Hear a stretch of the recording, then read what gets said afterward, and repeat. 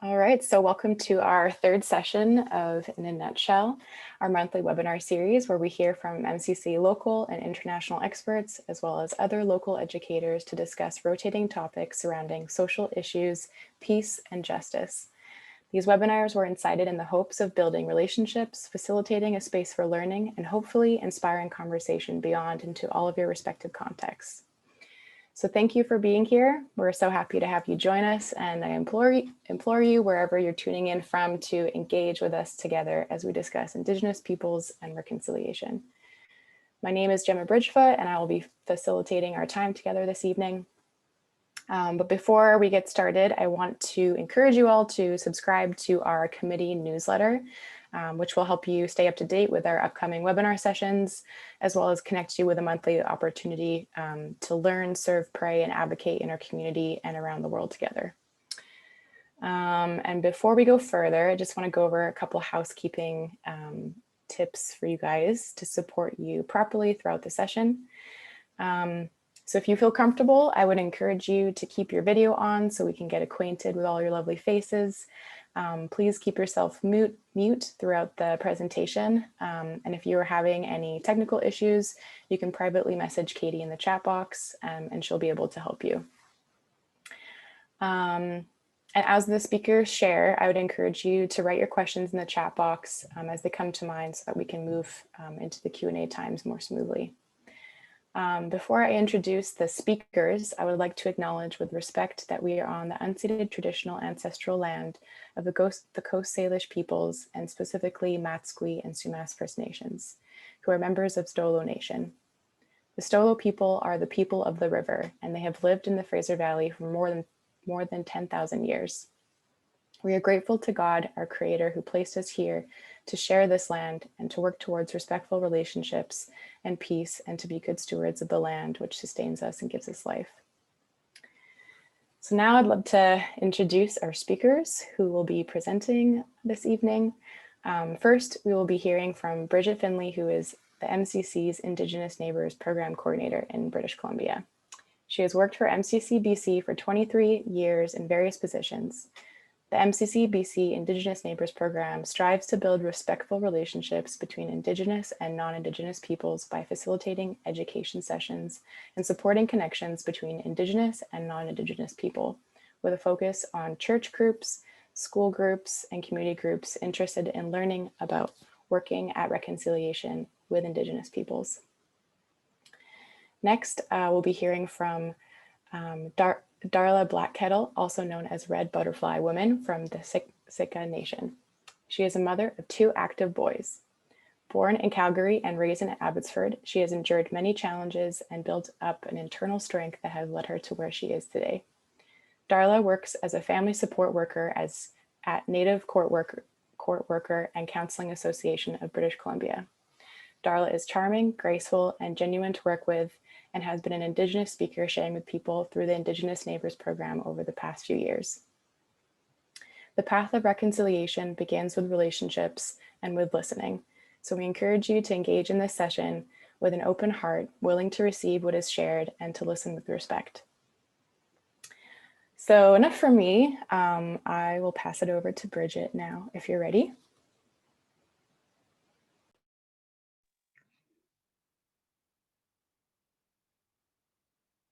Okay, had to unmute myself there.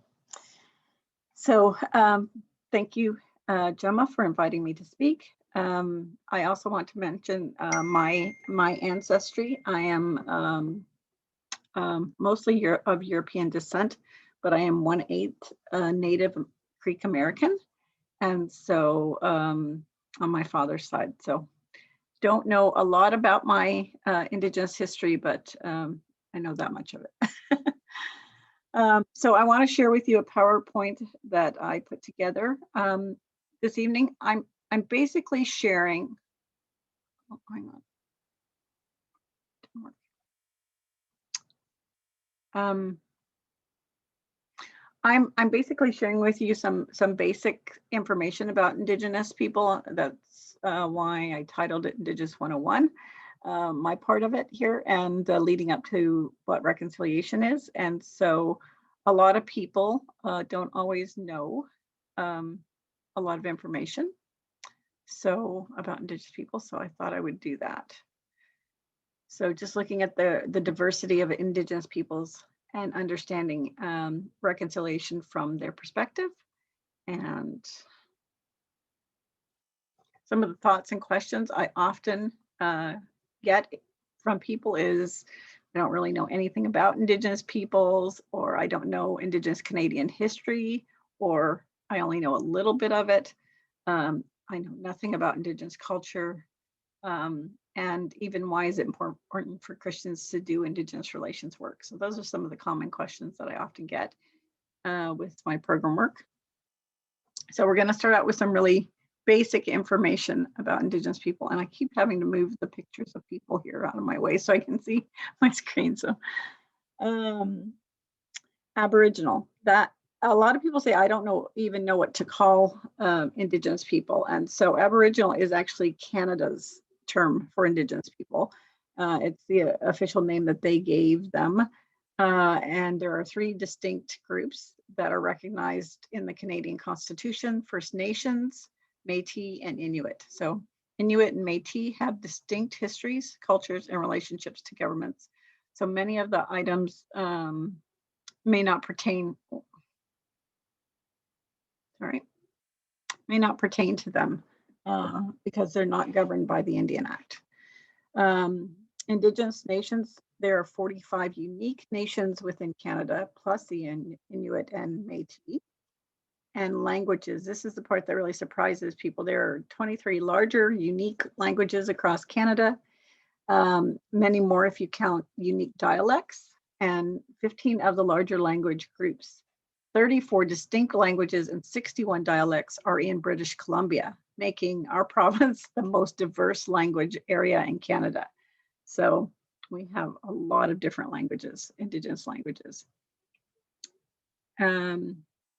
Indigenous people live in many different parts of Canada. A lot of people may think, well, they just live on their reserve or whatever, but in geographical diverse locations such as urban centers, rural communities, and remote locations. So, and as of 2016, half of the status Indigenous people actually lived in urban areas. So what does status mean? That term, it is a term that the government gave people, and so they only recognize certain people as status Indians through the Indian Act. And there are status and non-status individuals despite their blood quantum residency, lineage, or recognition from their First Nations community. So some lose their status depending on some rules that are part of the Indian Act. And Darla, if I say anything wrong, you can correct me on here, okay? Bands and reserves. Most nations are made up of a number of bands that each have their own band chief and council, land, and community. There are 634 recognized bands in Canada and 3,100 reserves, which can be very small, just by the way. So it's not very much land. In fact, they're like 0.5% of the landmass of Canada is the reserve. So it's very little. The band is the people and the reserve is the land. And in BC, there are 316 reserves. So, and bands include the people in the community and its government. So they're chief and council. Some impacts of colonization. So prior to European contact, Indigenous communities were very strong and self-sufficient. They had their own nations, they governed themselves, and they were quite happy before Europeans arrived. More than half of the Indigenous people alive actually died from the diseases like smallpox, measles, and tuberculosis that Europeans brought with them here. So it did a huge amount of damage.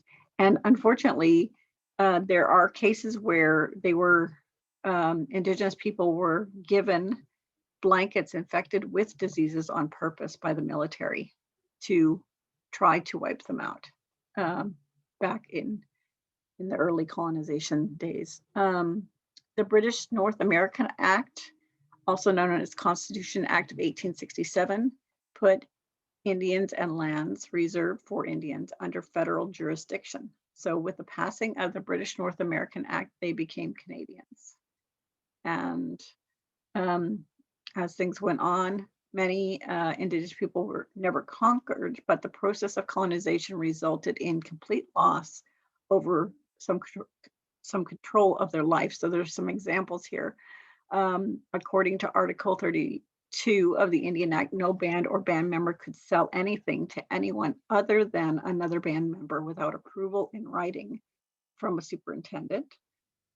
There was also something called the pass system, which was not repealed until 1941, and it required written permission from the Indian agent for a person to leave a reserve, to fish, hunt, sell their crops, get married, etc. The pass indicated why they were allowed to be absent, for how long, and whether or not they could carry a gun. So if they were like hunting. And basically what took place was the impact of colonization was a cultural genocide. Policies of displacement and assimilation, like residential schools and the banning of the potlatch, as a couple of examples, deprived Indigenous people of their traditional, social, spiritual, economic, and political powers. Indigenous rights and historical limitations. Only recently have Indigenous people begun to obtain some of the same rights as other Canadians. Registered First Nations people obtained the right to vote in 1960. Prior to this, while they were not explicitly denied the vote, there was a bunch of qualifications, such as they need to have British citizenship or they needed to own property. So it made it virtually impossible for Indigenous people to vote. And it was structured that way on purpose.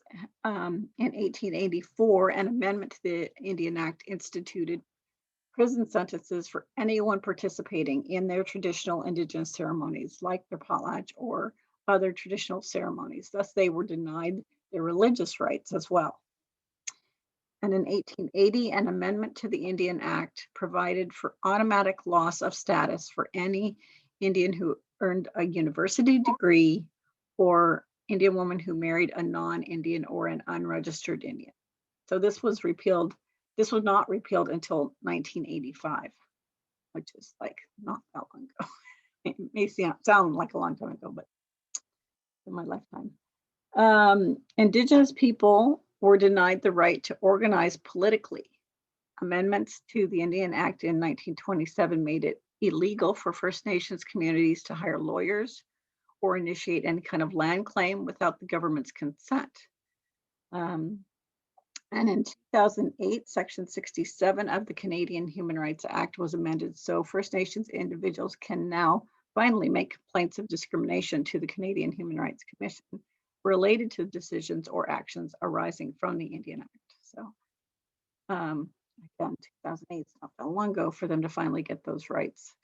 The Niska Treaty was only ratified in 2000, and it was the first modern day treaty in BC, and it served as a model for many First Nations seeking self-government and modern treaties in Canada.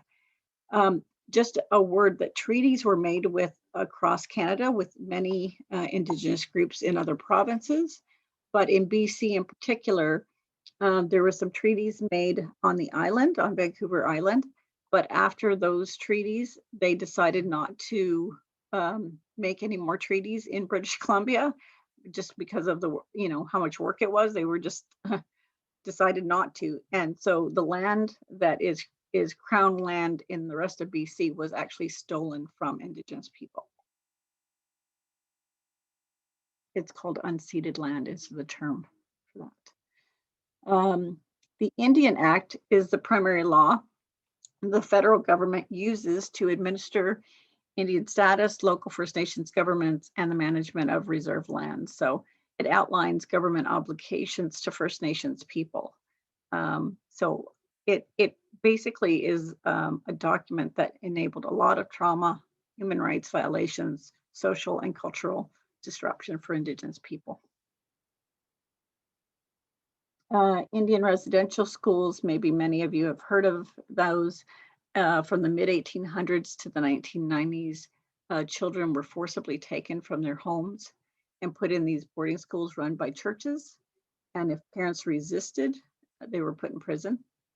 So the schools were often far from home. Children's names were taken away from them and replaced with numbers or Christian names. They were not allowed to speak their languages, and they were punished if they did. They often weren't given enough food. Sometimes they were part of medical experiments that were dangerous.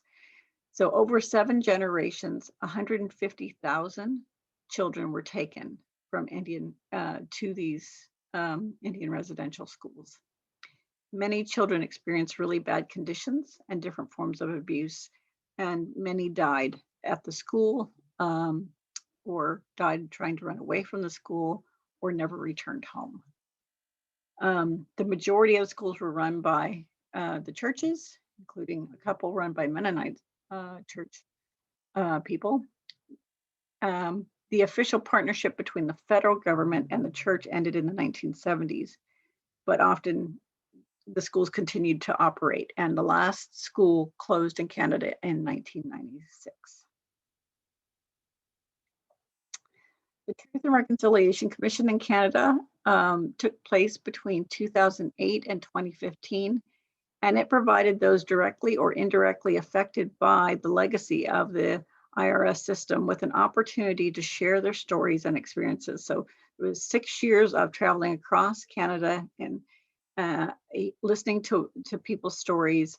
There were 7 national events that took place to engage the Canadian public and educate people about the history of the schools. And there was historical record kept by the TRC process. So the Canadian government had to provide lots of records to the TRC as part of that process.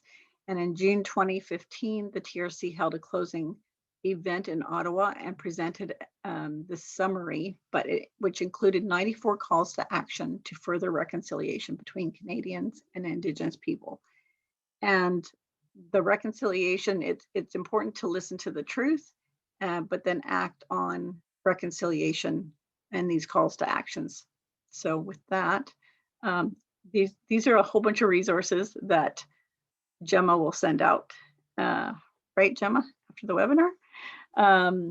So for now, I'm going to turn this over to Darla so she can share a bit with you about reconciliation, what it means to her.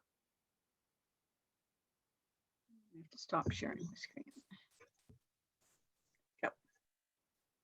Okay, Nappy. My name is Red Elk Singing Woman. I am from Siksika Nation. I'm Blackfoot and Cree on my father's side, Ron Blackkettle, and I am Norwegian, Austrian, Danish, and English on my mother's side, Dawn Rasmussen.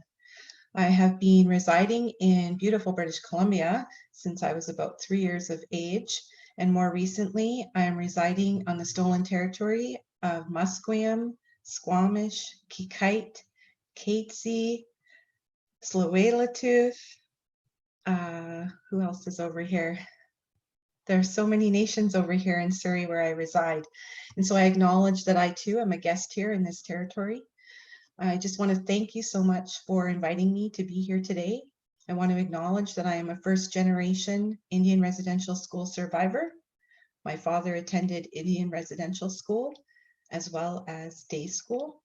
I have 2 children. They are 12 and 13. They reside on reserve with their father in the Skookumchuck territories, which is on the other side of Harrison Lake. It's about 49 kilometers down a logging road into the mountain from Mount Currie. And their father attended St. Mary's Indian Residential School. He served 10 years' time over in Mission there. All 7 of his siblings, his oldest brother opened that school and their younger sister closed it in 1976. I also want to acknowledge one of my acquaintances, I guess you could say, that I met on my journey, attended residential school back east, closing in 2006. So they are our history is still very close to 2021. I want to thank you for your presentation, Bridget. There were just abundance of comments flowing through my head as you were sharing that information. and I have to say some of it was kind of upsetting because, you know, we haven't come very far from our history, really. And I am somebody who, you know, I spent my childhood in denial of my Indigenous roots and endured so much bullying and racism and prejudicism and violence as a child growing up in Abbotsford. It was shameful to admit that I was Indigenous. It was better to say I was Spanish or Hawaiian. And my mother was horribly treated in the community as well for having 2 brown children, you know. So at a young age, it wasn't, there was no good feelings about being an Indigenous person. And I didn't start this journey until much later in my life when I started to get in touch with my Indigenous roots and my spirituality and practices. Truth and reconciliation has been a part of my life for a few years now. There are 94 calls to action, and only 5 of them have been met. Only 5 out of the 94 calls of action since 2015. And those 5 were met by 2017. We're now in 2021. So I encourage you to, they're free. It's a free resource. You can get the Truth and Reconciliation pocketbook, and it goes through all the calls of action. And this has kind of been my friend throughout my careers. Right now, for the last 5 years, I've been working in the Indigenous justice sector, and just in the justice sector alone, we have 18 calls of action. That's the most out of all the calls of action. We have 18. None of them have been addressed. None of them. You know, so truth and reconciliation, to be blunt, I would just say that we're not there yet. We've just kind of scratched the surface of truth and reconciliation. And when I think of reconciliation, the word reconciliation and what that means in, you know, the English language, to reconcile, you know, to repair relationship and to bring harmony back. It's been a challenging journey, you know, for healing and for harmony. And I think about, when I think of reconciliation, it takes respect. You know, it takes respect to be able to reconcile relationships. And to me, respect means to have another look, to look at something again, to observe the problem, and then what is my part in making that change? What's my effort that I can put forward to create change? You know, we have in this book, not only does it speak to the 94 calls, it also speaks to the 10 principles. And it also speaks, there's 46 articles that, if any of you have heard the word UNDRIP, which is basically the United Nations Declaration of the Rights of Indigenous Peoples in Canada. And so I encourage you to get this book.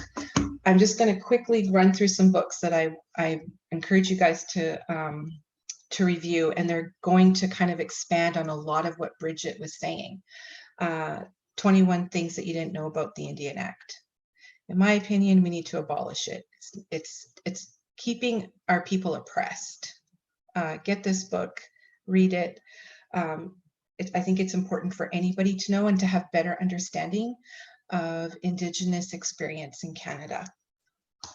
There's also Nationhood Interrupted, and it's about the legal system. This one I haven't dived into, but I've heard many good things. I just recently picked it up. It's The Inconvenient Indian. I heard that it's a great book. I personally haven't read it yet, but it's on my reading list. So I would encourage others to read it. First Nations 101. I think that it's important for anybody in Canada to read this and to learn about our Canadian history. I literally, in my work and even in my personal life, you know, I'll be engaging in conversation with people, and there are people out there who still don't know about Indian residential school. They don't know about the 60s scoop. They don't know about our millennial scoop. My brother was part of that millennial scoop. They don't know about the rates of our Indigenous peoples who are being incarcerated in Canada. They don't know the rates in Mission alone. Mission alone, 50% of the Indigenous children there are not graduating. 50% of the Indigenous population in Mission, that's just across the bridge from you guys, are not graduating. They are slipping through the cracks of the education system. My brother was one of those kids in Abbotsford. So then we have the Highway of Tears, and this talks about missing and murdered Indigenous women, girls. If you haven't already seen in the media, there's huge movements about hanging red dresses, you know, just asking Canada to, this is a part of reconciliation, to acknowledge that we have women, girls, men, boys. I don't know if any of you know this, but in the media in just the last 2 months, we've had, right up into the Abbotsford and Mission territory, we've had 5 missing men. 2 of them have shown up murdered. Indigenous. Then we have our Speaking Our Truth. This book is an amazing book. One of my friends, Chastity Davis, she's a phenomenal woman. She helped to write this book, or she wrote this book, and it's all stories local to these territories where we live, of Indigenous residential schools, so Indian residential schools.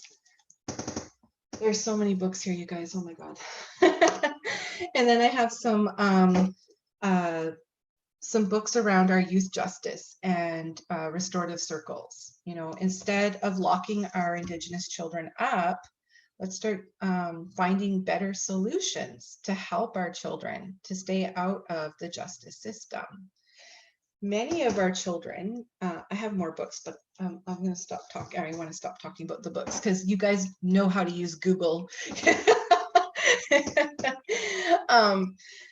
You know, I recently spent 3 years as a director of Through an Aboriginal Lens under the Native Court Worker and Counseling Association of British Columbia.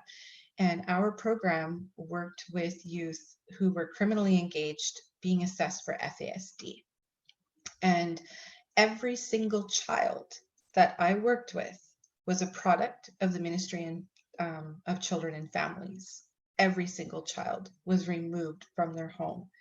And the majority of the removals were due to poverty.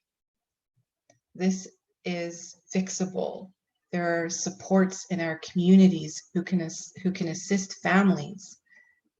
Our children should not be removed because their parents don't have enough money. Now, I'm a manager of Incarcerated Indigenous Parents to Reintegration Initiative under the same organization. Every single parent that I support has been raised either part of Indian residential school, the 60s scoop, part of the millennial scoop, or had some Ministry of Children and Family contact. And now that part of my job is to reunite them with their children. The majority of the children on my caseload under these parents are also in the ministry's care. So we have a large population of Indigenous children in the hands of our government. They are wards, they are numbers, they're file numbers. I am a status person, but we're not acknowledged by our names, we're acknowledged by our number. I'm 4,338,001. That's my status number. And that just says that I belong to a certain territory that the government said I could belong to, which was raped of all its resources so that my Indigenous ancestors couldn't thrive or even exist on that land. And to this day, it's still starving. my community back in Siksika, it's sad when I go back to visit, because the people there are entrenched in trauma, in poverty, in just so many issues. I mean, we have a college on our reserve. Our numbers for graduation and university rates are going up. More and more of the younger generations are learning their language, including my own children over in Skatine. They're learning their father's language, Haklamelam, which runs all along the river, and each community has their own dialect of it. So just off the top of my head, there's like 9 different dialects of just Haklamelam, which is a local language just that runs along our river here. I think reconciliation is, something individual. And, when I speak, I'm just sharing from my own life experiences and my own perspective. Other Indigenous peoples might not share my views or my values or my perspectives, and that's okay, because we're all unique and we all have different journeys. And every single Indigenous person has experienced some kind of trauma due to our history. Every single Indigenous person has either been taken from their families, adopted out, incarcerated, died in the healthcare system, didn't graduate. There's plethora of, challenges that come for Indigenous peoples. And we have to remember that the systems that were put in place were meant to oppress Indigenous peoples. The RCMP, if you look back into RCMP was created to be the Indian agents, to take the children from the communities and put them into Indian residential school. We have a horrific history with the police, with the justice system, right? When you look back in history about the healthcare system, including my children's father, they were experimented on in Indian residential school. The healthcare system was experimenting on Indigenous children, things as extreme as starvation, to see how long a child could live without being fed. So we have traumatic experiences with these systems that were founded to abolish us. We weren't meant to survive. The point was to kill the Indian off, or kill the Indian and the child and assimilate them, make them lose everything, strip them of everything. And we're only now trying to regain our languages, get back into touch with our ceremonies and our spirituality and our traditional practices. I've been on that journey. I'm 42, and I started that journey when I was 20, I think I was 27 when I started that journey. And it's my goal to make sure that my children are properly educated about our Indigenous history and that they thrive from it. I think, I'm so passionate about these topics, and I apologize if I'm going all over the place. But again, going back to reconciliation, it's definitely an individual process. It's really about reconciling with yourself first. And it's about educating yourself. The internet has plethora of information. There's absolutely no reason, there's no excuse why we're not educating ourselves when it's all available to us on something like this. There are people in our communities, people like myself and Bridget and others, who can speak to experiences, who can provide knowledge in these areas that you're wanting to learn about.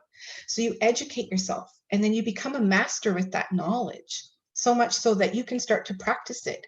You figure out, where is my contribution to reconciliation? Am I showing up as an ally at rallies? Am I participating in webinars like this to better inform myself? Am I advocating, for Indigenous children, for Indigenous men or women or elders? Am I showing up at ceremonies and saying, I want to learn, I want to understand, I want to pray with you? What is your part in reconciliation? How can you give back?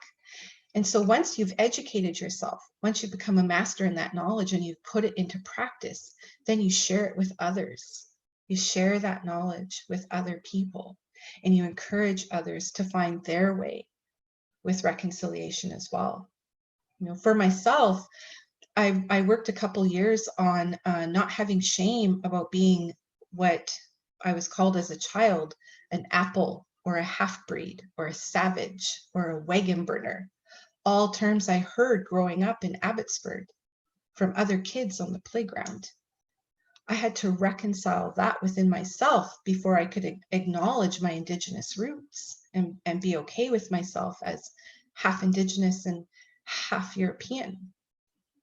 I had to process the shame that I carried from that European side that caused so much trauma and harm, and worked diligently to wipe out hundreds of thousands of Indigenous people, and continue to do so today even.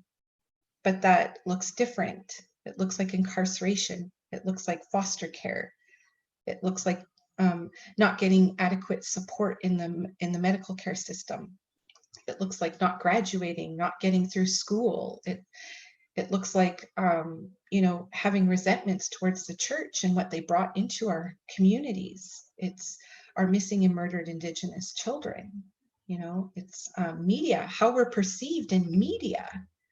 You know, I was sharing with Bridget earlier, when you know, in my experience engaging in conversation with people, so many people, when they hear that word Indigenous, which means that we are people of the land, that we come from the land, that we are connected to the land. When people hear that word, First Nation, Aboriginal, Indigenous, Native, they think drug addict, they think missing and murdered, they think failure, drain on society, beggars, you know, they think all these negative things. But in Indigenous community, we have people who are thriving. You know, we have doctors. My brother, he's going to law school in Victoria. He is a strong Indigenous Cree man who's going to be a lawyer. You know, we have artists. We have people like myself who are supporting our families on the front lines. Like, there's a lot of us who are thriving and who are healing and trying to come out of this, and that's the label and, you know, that stigma that we want to start putting onto Indigenous peoples. The media plays in such a negative way. For years, you know, I went to university for 5 years and I had to pay for it myself. I didn't get my education for free. Not every Indigenous person is eligible for free education. I pay taxes. I work for an Indigenous organization and I pay taxes. I've always paid taxes.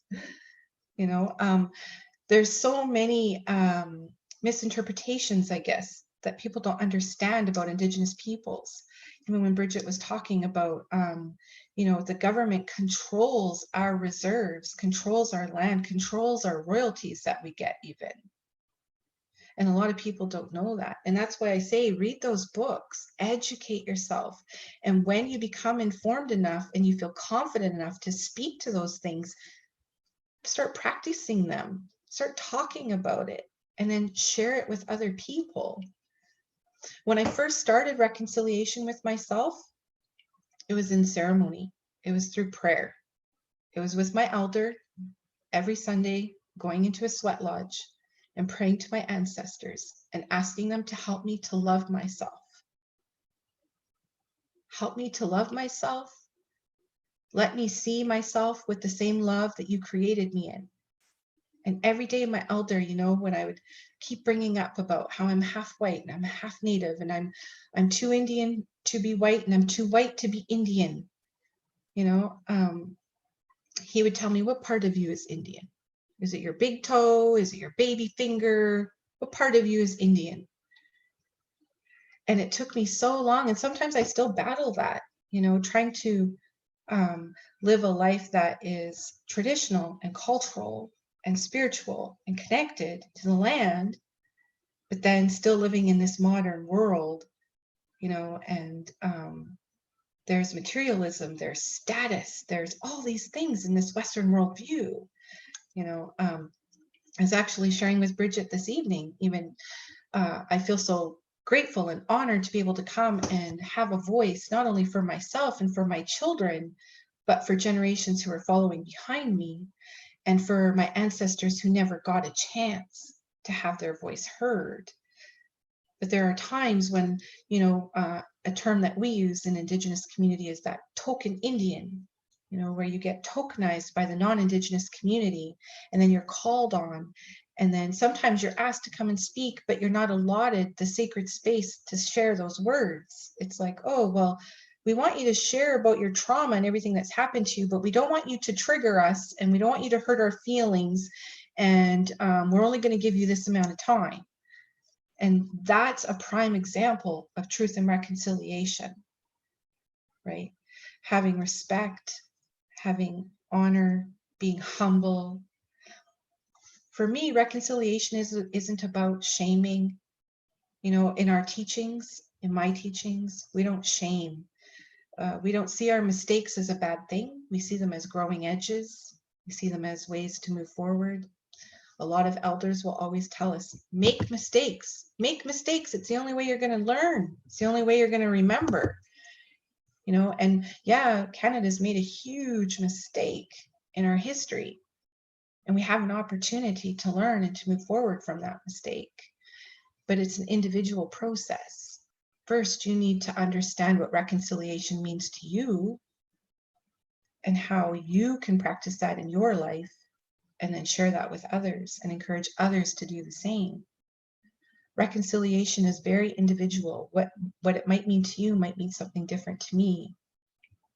Right now, because I work in the justice system, and I'll just share, on April 28th, the justice system requested a report to be done similar to a GLADU report for my brother, who is incarcerated. He's homeless, been living on the streets of Calgary for several years. And they told me that if I indulged this information about his upbringing, that it was going to help him, that the justice system was going to make sure that my brother got the help that he needed. Well, 2 days later, I was informed that he was being released, and not even 24 hours later, on April 28th, my brother's body was found. He had overdosed. So I ask you to pray for our people. Pray for our people, because we are being unseen and we are being unheard in these justice systems, these education systems, Ministry of Children and Families. My brother was taken from our family. He was raised in the Ministry of Children's system. And it's there where he endured the worst abuse that he ever even got at home. Our Indigenous peoples have so much work to do with Canada, and Canada has so much harm to repair. And we're just starting that journey. And it's been 6 years, and only 5 of those calls to action have been addressed. I believe 2 of them have been done by church, and I think 1 from the government. What people don't know is that when the government offered that funding for Indian residential school survivors, my children's dad was one of those people. And the process that they had to go through, my children's father, he had to sit in a room, and for 3 hours, he had to go into great detail about the abuse that he endured in Indian residential school. And he had to prove why he was eligible for this funding. And they put a dollar amount, and they would ask very specific questions about the sexual abuse, the physical abuse, the mental abuse. They would ask very, very specific questions and intimate questions, even about if there was penetration. Was it with a male body part or a hand? Like, these were very terrifying, horrific questions that everybody who attended in that process had to go through. And then that was put in front of a court, which would put a dollar amount on that. And so what happened after that apology and that money was that there was a wave of suicide rates. People don't talk about that. Right here in our own territories of our Indigenous peoples, hundreds of elders and people that attended Indian residential school were committing suicide. They were going back to addiction. They ended up in psychiatric centers because the mental health, there was no aftercare. But Canada didn't talk about that. And it's your hearts and minds that need to hear that, because that's our truth, that's our experience. And there needs to be a voice to all those ancestors that left in such a horrific way. So when it comes to truth and reconciliation, I get upset because I think, where is this reconciliation? Where is the repairing of these relationships when every day I'm afraid if I get pulled over by a cop, something's going to happen to me? If I walk into a hospital, if I'm going to be treated like crap, if I go into my children's school, if they're going to hear me when I say that my child needs support and not try and tell me that he needs to be assessed for FASD or autism or a learning disability, that they need a diagnosis just so he can get support. You know, the families that I support every day, Monday to Friday, who are incarcerated and who just want children to be a part of their lives. You know, so when it comes to reconciliation, I think we have a lot of work to do, a lot of work to do. And this is something that I could just go on and on and on and on. And you know, I feel so great that there's, you know, that there's people here who are holding space for my words and holding space for some experiences. And I want to thank you for that. You know, I had an agenda of what I wanted to talk about, but I also prayed to my ancestors and I asked them to just guide me in what needed to be shared. And it's just heart speak for me. And I hope that what I shared resonated with you in some way. Hi, all my relations.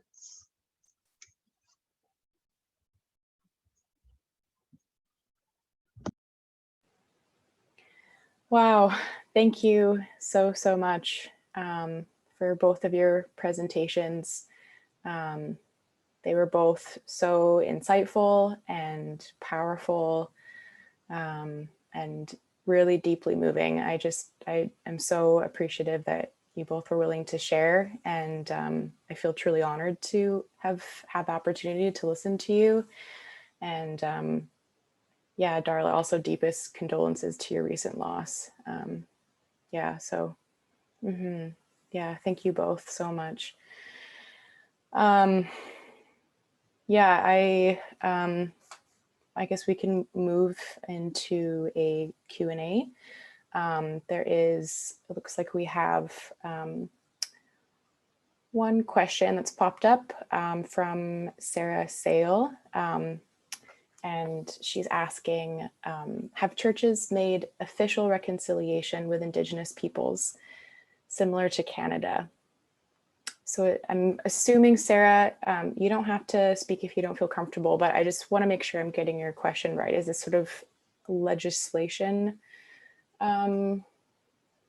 focused, I'm assuming? Hi, Gemma. So it was during Bridget's presentation when she was talking about residential schools. And I know that from what she was saying, churches played a large role in it. So I was wondering if they put out an official apology to Indigenous peoples regarding that. Yeah, there are a couple of calls to actions. I think it's 48 and 49, remembering off the top of my head after Darla's presentation here.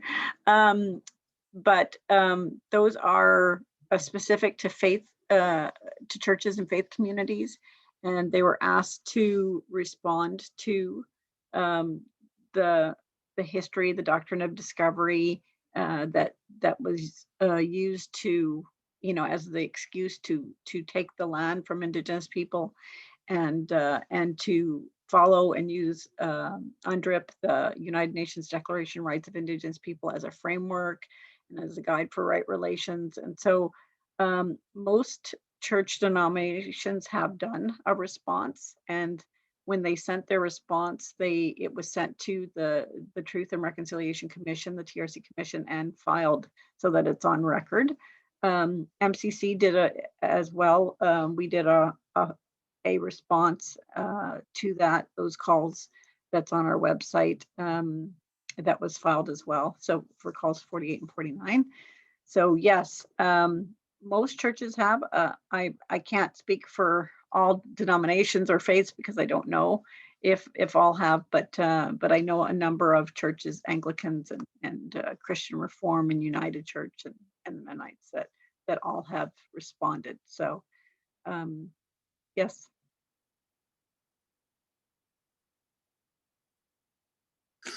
I just wanted to read I guess I could probably read them online, but I was kind of curious if that book that has the calls to action in it had more information, kind of supplementary information, or should I just look it up online, or yeah.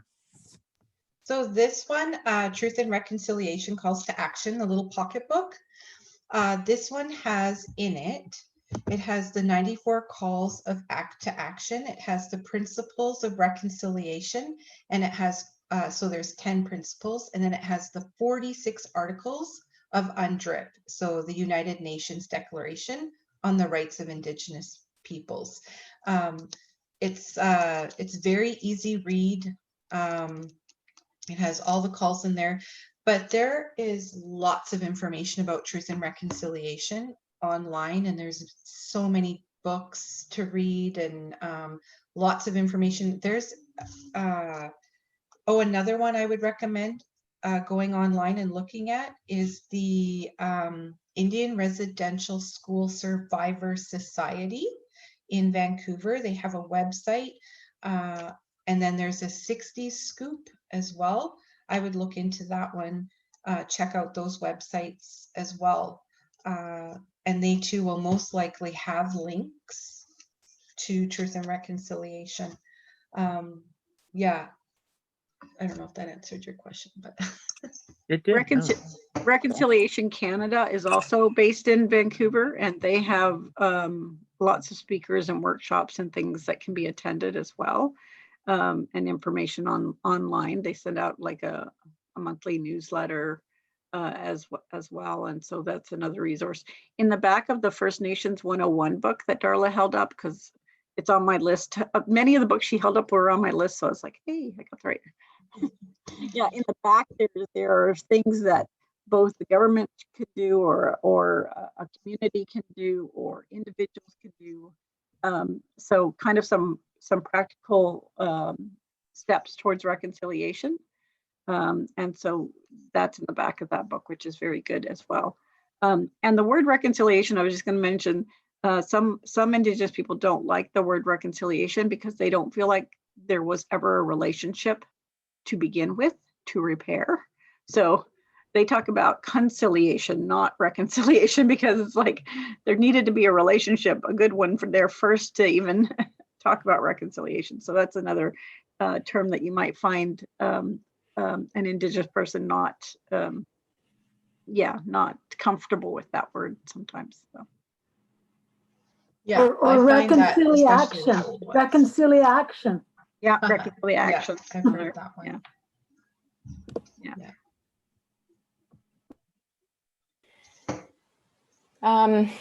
I know we could all probably keep talking all night, and can I interrupt for one moment? Yeah, for sure. Yeah, I wanted to add, it's kind of a runoff from the church's question there. I did want to just mention that in Indigenous community, a lot of the ones that I've been engaged with or been working with over the years, they're still very involved, like the faith of Christianity or like the Catholic Church, right up into my own family, is very present, because a lot of our elders who attended Indian residential school, or like my parents who attended, my father who attended Indian residential school, like those generations still have that faith because it was ingrained in them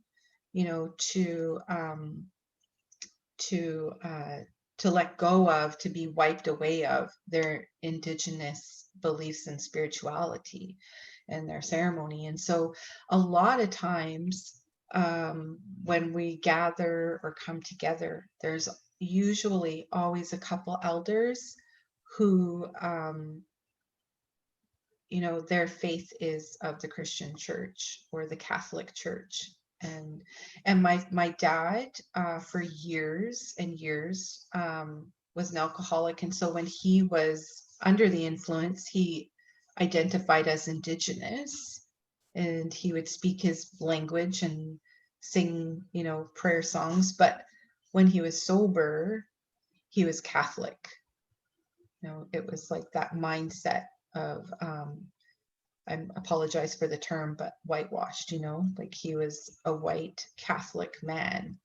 And even though he's very Indigenous, and that was just because of what Indian residential school ingrained into him, and so in a lot of our ceremonies, and a lot of our ceremonies are basically prayer. It's just coming together to pray. Every single ceremony of ours is prayerful.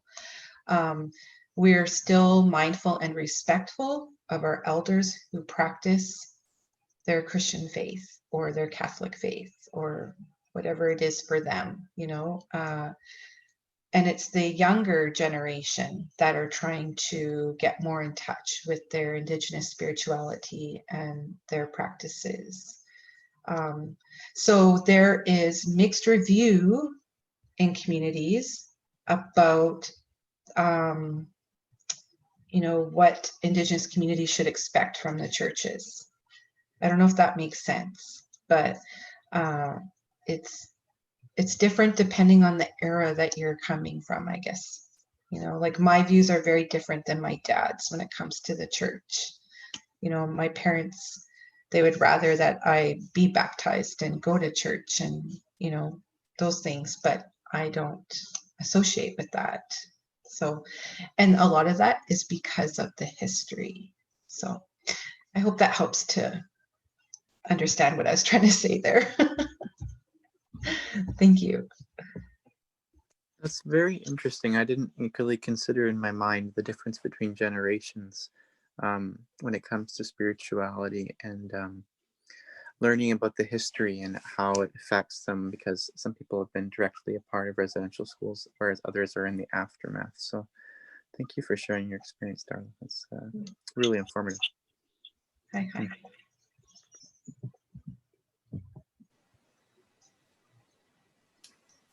Okay, if there's no lasting comments, any last words. I really don't want to wrap this up, but I think we probably should. It's been so good to hear from you. And on behalf of MCCBC, I just wanted to say thank you all for joining, staying engaged, thinking critically, and a special thank you to our speakers for sharing your experiences and knowledge with us. I encourage you all to take what you learned today and share it with your friends, your family, your coworkers, and so on.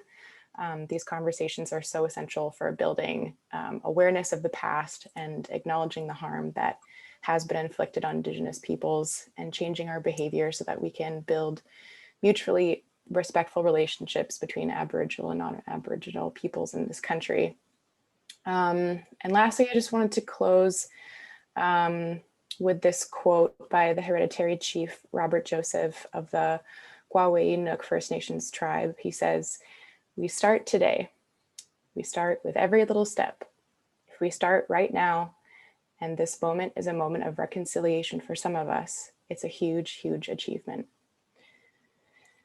So our webinar in June is still in the works. We're likely going to be hearing from our refugee sponsorship program coordinator from MCC. So just keep an eye on our website. And again, you can sign up for our monthly committee newsletter to stay in the loop. We will be sending, yes. I didn't mention the walk. Oh yeah. Okay, I'll just say one thing, Bridget, and then you can talk about the walk. yeah, we'll be sending everybody who attended just a little survey so that you guys can just give us some of your feedback on how things went so that we can serve you better in the future. And then also, I'll also be sending some of the resources that Bridget and Darla provided for us, some of the books, so that you guys can have those as well. And Bridget, yeah, if you want to share about the walk.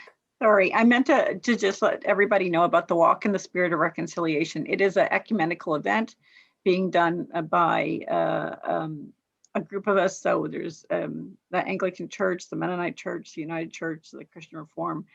MCC sponsors it, as well as MCBC. And so it's our 6th annual walk. And last year we had to change the walk drastically because of COVID restrictions. So instead of a huge group of people walking together on May 20 on that weekend, the last weekend in May. So it's the Friday, Saturday, Sunday. We walk from the fort in Fort Langley, which is a very colonial image, celebrating colonialism. And we walk to St. Mary's School, a place where colonialism did great harm, right? And so it's a journey on the land, and it's a walk that probably many Indigenous people have had to walk. And so we do it as an anniversary of the closing of the TRC, and last year we made it a safe self-guided walk. So we didn't cancel the walk, but we said walk with your family member or your friend, whoever's in your bubble that you're safe to be with. You can walk with them on the Friday, Saturday, or Sunday. We didn't have meals like we've had in the past, and instead of workshops that we've provided, we put links to resources online, stories, videos, clips about Indigenous people that people could read throughout the week prior to the walk and through that weekend. We provided everybody with a free t-shirt, and just we had a great turnout. We had about 135 people walk last year. Some did solidarity walks. We had people walking in Ontario, and we had people in White Rock walking, in Vancouver and Kelowna, and like all over.